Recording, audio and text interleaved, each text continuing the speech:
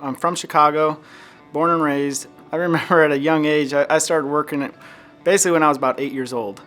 I had an entrepreneur mindset, I think, from day one.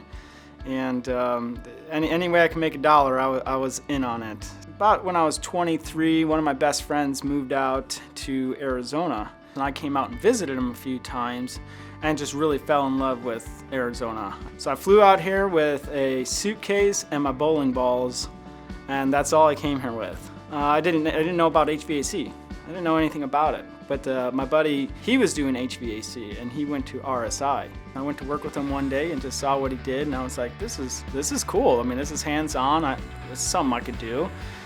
So shortly after that, I just signed up with RSI. I started air control back in 2015. When I started the business, I was just happy to work for myself and be my own boss. But after a few years, you're like, okay, well, what am I doing here? Am I just owning a job, or do I really want to create a business?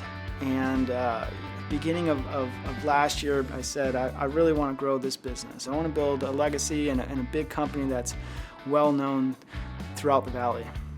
One of the greatest things about heating and air conditioning, like you can go to somebody's house and they're fearful. Like they think their AC's out, it's getting to be 90 degrees in their house, and then you can go out there and then you save the day. And I joke around with my buddies. I said, man, I really need to get a cape, because I'm like a superhero. I go in these houses and I fix the AC. I need to wear a cape and be like, all right, you guys' AC is back up and running. We're good to go.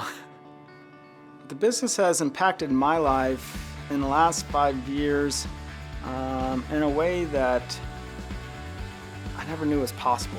That feels really good that I'm out here like building a business, and it's a business that people like to do business with. Overall, it's been a great experience, and just being able to live the American dream.